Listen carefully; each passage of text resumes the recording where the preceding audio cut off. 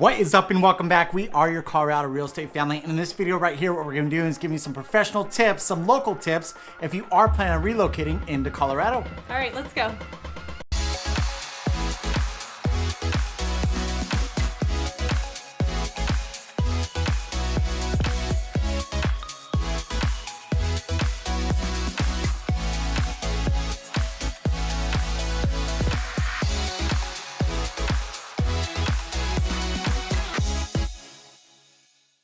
If this is your first time watching, Pete and Chelsea Sweeney here, and what we'd like to do is cover Denver Metro and all the surrounding areas. If you are planning on calling this place your home, purchasing out some real estate, give us a call or text that phone number right below. Right below right there, we always answer, it doesn't matter date or time. And if you're not ready to purchase, no worries. Go ahead and hit that subscribe button.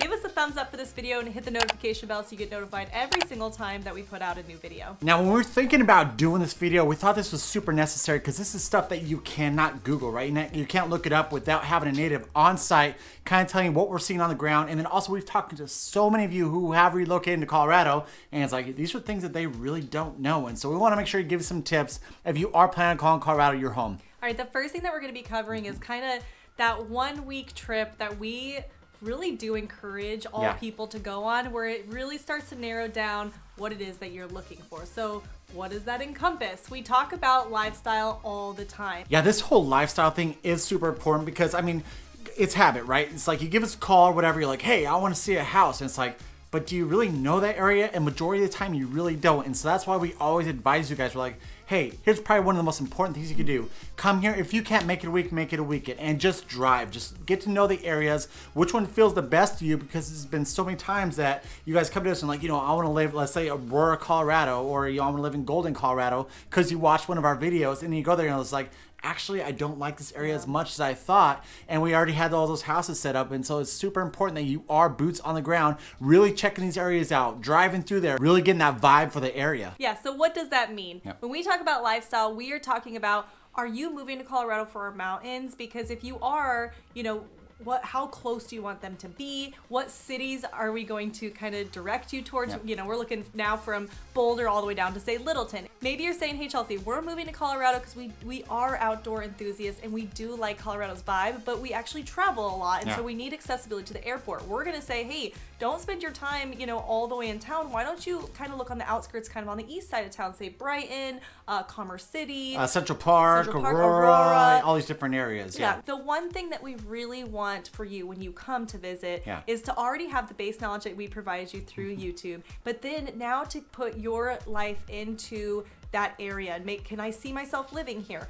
Say you don't care about any of the driving, you actually just want the day-to-day walkability. We're going to say, hey, then stick around some of our cities, the Denver or Boulder, or we're going to look at Lowhigh, different neighborhoods like Lowhigh, Highlands, High-Low. Even like Westminster downtown, which is hot and popping, you know, right now. So it's like a few of these little town centers, you do have that walkability, not as much as like downtown Denver, but still it's like, you know what, I just want to be able to walk to a burger place. Cool, here we go. We can check out these different 5 places in the Denver metro area. Yeah, because as many as times that you guys call us and say, hey, Chelsea, I'm looking for a 3-bed, 2-bath, 3,000 square feet, da-da-da-da-da. I'm like, that's great. I can pretty much find you that anywhere. What we need to find out is how am I going to make the lifestyle that you're looking for, or the life that you're seeking when moving and relocating to Colorado, like the reality, and then I'll find you the perfect house, depending on which area that you are desiring. Yeah. The second thing that we really need to cover, and is super important, is your job situation. Listen, are you remote? Are you hybrid? Do you have to be at workplace every single day, 5 days of the week, or even a little bit more than that? So we got to kind of gauge it off that as well too. If you are working in downtown Denver, we're probably not going to recommend you to go to Fort Collins unless you don't mind driving that hour and a half every single day. This is a huge thing. It's like, all right, cool. So here's where I'm going to be stationed at, or here's where I'm going to be working. Here's what we're going to look at. Okay, you want to be 30 minutes away, you want to be 45 minutes away, you want to be 15 minutes away. And so our tips to that is like, we need to know where you're going to need to go on that day-to-day trip. Yeah, this is one that I feel like we've learned the most from after starting our channel and just being, you know, having a majority of the people we work with relocating, is that what our commute is, 30 minutes, say. Our commute, we're like, oh, we don't want to go through more than 30 minutes. We have other people coming from very large cities. They're like, oh, I'm used to driving 45 minutes, or I'm okay with driving 45 minutes, or hey, I'm getting away from this because I don't want to drive 45 minutes. And so that kind of ties into the lifestyle thing of, I want my day-to-day commute to be like this. I don't think there's anything wrong with asking for that and then making sure that the city that you're looking at meets that guideline. No. This is not just, hey, Chelsea, I think this is an acceptable commute. The next question is not just the time, but also what kind of commute do you prefer? Like, can I get you there on highway? And would you prefer highway driving? Are you okay with, having it be a little further away? It's all city driving. So we do get pretty specific when we talk about those things as, hey, you're going to be in the middle of Westminster. These are your 2 access points. It might be further to go to Thornton, but it's actually more convenient because it's all highway. So we talk about those really specific things because we want you to feel comfortable asking for your most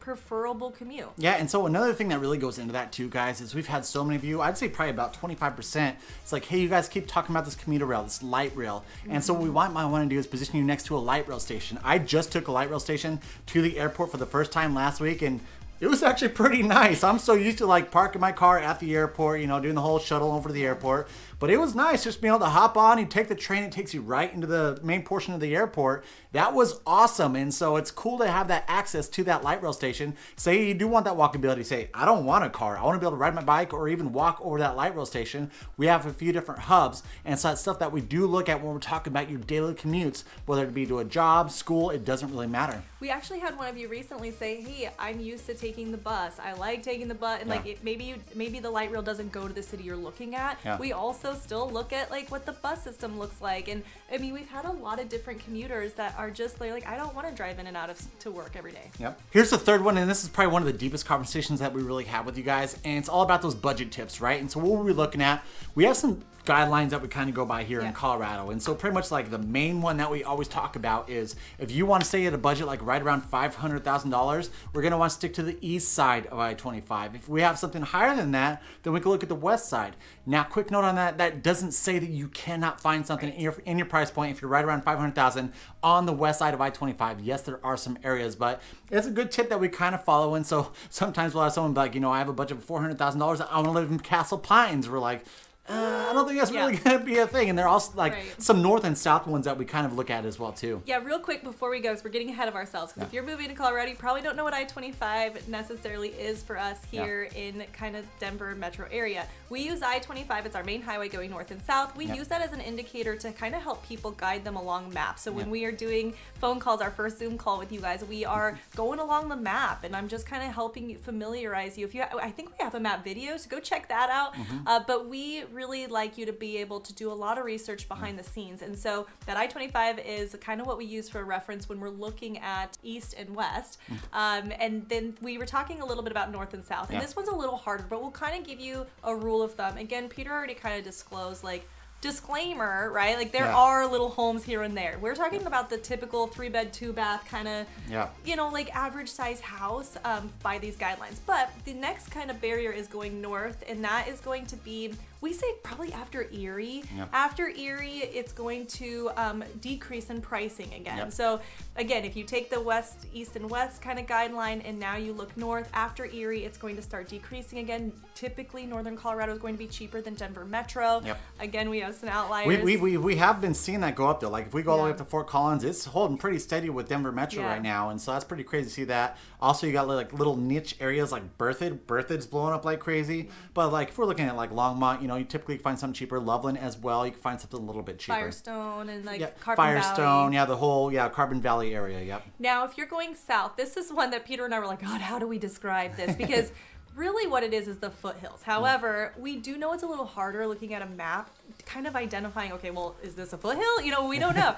And so what we are going to use today is just the guideline of E470 because typically as you pass E470, we start getting into more foothill cities, and that's when your price is going to increase again. We're talking Parker, Castle Rock, Highlands Ranch. Yep. What was Castle Pines, Lone Tree. Yes. Yep. And that actually kind of increases all the way through Monument because we do have a lot of custom builds. We have a lot more land as we kind of get between, South Denver. You can find some good stuff like in Larkspur. That's kind of the area in between Castle Rock and Monument. Yeah. You do have some affordable options down there, but that's kind of a good rule of thumb when we're talking about the Denver metro area is south of 470. You are going to see those price points go up just a little bit more. And then that changes again once we hit Colorado Springs. Now, we've talked about Colorado Springs just a tad bit, but Colorado Springs is a whole nother ballgame. Maybe we'll cover it. If you want to hear things about Colorado Springs, because that's like on your top list, why don't you go ahead and give us a thumbs up? We'll use that as an indicator that a next video should be maybe covering a little further south to Colorado Springs. Yep. The fourth thing to really consider is how much snow do you really want to get at your house? And here's another rule of thumb that we kind of play like, so there's nothing... Well, okay, there's some science to it where it's like we look at it, we're like, how much snow are we getting in this city as compared to this city? The best way that we kind of look about it is if you are close to the mountains or right on that front range, you are going to be getting snow. So if we're talking about like Golden, Boulder, even like parts of Arvada still get more snow than your Denver metro area. But then you have those outliers. Like sometimes Aurora gets quite a bit of snow. It's a little bit more out in the plains. But how much snow do you really want? I know, like I said, we're in Thornton. And there's often times that our family that lives over in Nevada, they get way more snow than we do. And so we're like, oh, wow, you guys got how much? We just got like a dust of snow. And so how much snow are you really wanting to shovel out of your driveway? How much snow do you want to get at your house? And so if you stick along that front range, you are looking to get a little bit more snow than as opposed to like staying in a city like the heart of Denver. And then I'll just throw this in for my own little thing. When we talk about snow, maybe you're coming from a place that doesn't have snow at all. So just think about... And here's the thing: we have 4 beautiful seasons, and snow is only one season, so we're just covering a little bit. Well, if you want sorta. I mean, parts of spring kind of get some snow and fall. But I will say, if you want to learn more about weather, like we have covered them. Like we have covered what it's like to move in certain seasons and all of that. So go check out our channel. Subscribe now. Go check it out. But when we are talking about snow as well, just be aware of which neighborhood you choose because if they are up there, they always get the city streets first, to be honest. And so if you are kind of in those foothills or a little bit up in the mountains, like expect that you're going to probably see that snow removal later than you would see some of the city streets. So that's another thing is just that accessibility that comes with the snow. Maybe you're like, oh yeah, we want all the snow. And then you're like, oh my gosh, like I can't get out of my driveway because they haven't done all the city streets yet. So things like that just to consider if you are choosing to be in a city that may get more snow. Well, another thing to note on that as well too is it depends on the municipality, which city you're kind of in and stuff. Some cities, they will not plow the residential streets unless you get a certain amount of snow. And so you might have a neighborhood that never really does get plowed. And so you got to think about that. If we don't get more than 6 inches, I'm never going to have those trucks kind of rolling through here. Sometimes they'll go like if you have main roads that are going through the neighborhood, they'll do those. But outside of that, I mean, because sometimes it falls on the HOAs. It does, yeah. So we talk about that a lot. If it's an HOA community, some people are like, we don't want HOA. I'm like, okay. However, I will say one thing the HOA is good for is some of that snow removal. They usually have a snow removal management, and it does go typically by inches. So just another little thing to look at if you are looking into an HOA community. Maybe you should find out, like if you are in a city that's going to get more snow, how many inches does it require before the HOA management or the landscaping company comes in and actually plows the neighborhood streets? Because that's been a big thing when we were in Thornton, is it was always 3 inches and we were all out there like having to do community work because nobody could get out of the neighborhood. All right, the 5th thing that we're going to be talking about is home characteristics, which is going to be a really broad topic, but we'll go through kind of the most important ones. Yeah, and the reason that this topic came up is one of you actually commented about the fact that we have a bunch of buried electrical lines or power lines, and I was like, you know what? I didn't really notice that we do. Like Colorado is great about that. You do have your main lines that will run down the main roads, but a lot of these houses that are like built like say like 90s and newer, the lines are buried, and so we don't have those power lines in there. Some other characteristics that we really look at is a lot of Colorado, I'd probably say 90% of the homes in Colorado do have basements, which a lot of states do not have basements the same way that Colorado does. Garages, because we do get snow, and so you want to be able to park your car in the garage, as long as you don't bring us too much stuff, because some people will store it all the way, like from top to bottom of all this stuff. It's like, hey, you gonna park your car in there, bro? It's just one of those things. It drives him nuts, actually. It does. I'm like, dude, is your car sitting out here, and you're sitting there shoveling the snow off your car, and I was like, can you just get rid of like half that stuff that's in your garage right now? He's like, can all the things go in the garage? Master plans has been another big one. Colorado has a ton of master plans. Like I don't know, it took us a long time to learn this because once I don't know if you know, but we are investors and we do short-term rentals and we have houses in other states. We were so surprised by how good Colorado is about master plans. Like we have a lot of master plans, but if you're not used to that, you have to kind of learn about the HOA and what's included, and just kind of like that new build. There's a lot of new build options. Like I just think it can be slightly overwhelming, but just know that we do have a lot, and they differ. Every single one of them is different. Another thing that we did experience with some of these properties that we have out of state is Colorado. A lot of the houses are natural gas and electric. They have two, and so like us, where we're at in Thornton right now, we have two different power company, or we have two different companies. We have one for power, one for gas. A lot of them, it'll be just like Just Excel, where they'll cover both of them. But that's something that we do have natural gas here. Now, to note on that, there is a lot of like new legislation coming down where they're trying to get rid of the whole natural gas in these houses and stuff. But as of right now, look forward to the fact that you are going to be purchasing a house, most likely going to have that natural gas running to your furnace and hot water heater. All right, the other thing is solar panels. Colorado is very solar panel friendly. One thing that we just need to say about it, and that we like to tell people who are using us with real estate, is that just know your responsibility with the solar panels. Like number one, if you are going with a builder, like is it Lennar? Yeah, Lennar is like one of those solar. I think Thrive is another one where they put solar panels pretty much on all their houses. And so that's the thing, is like, what are your responsibilities? Is that solar panel leased? Is it purchased? Also, something to note too is, I'm not sure if these insurance companies have caught up on this, but we've had clients where they're replacing their roofs. They don't cover the cost to remove and then replace those solar panels back onto the roof. And it's too much liability for, I think, the roofers, right? And so if something were to happen with the solar panel and it were to break, with them removing and putting back on, then that's a huge liability for the roofer. So I think what was happening is the homeowners were having to pay someone or physically go up there and remove these solar, and they are huge on some of these. So they would have to pay someone to come out and remove the solar panels, then have the roofer go up, do the roof, and then have someone pay to come back and put them back on. So just understanding what it means. And I think a lot of people are like, hey, I'm fine with all that. I've had solar panels. We're good to go. But some people are like, wow, I guess I didn't realize, like, I thought I was doing a good thing by getting the solar panels, but it was just a lot more maintenance than I thought.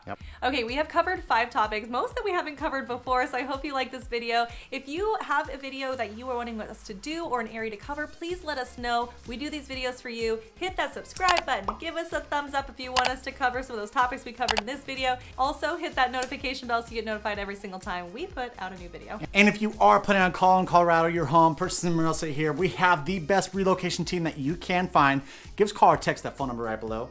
Right below it there, we always answer. It doesn't matter date or time. Till next time, we love you. Bye. Bye.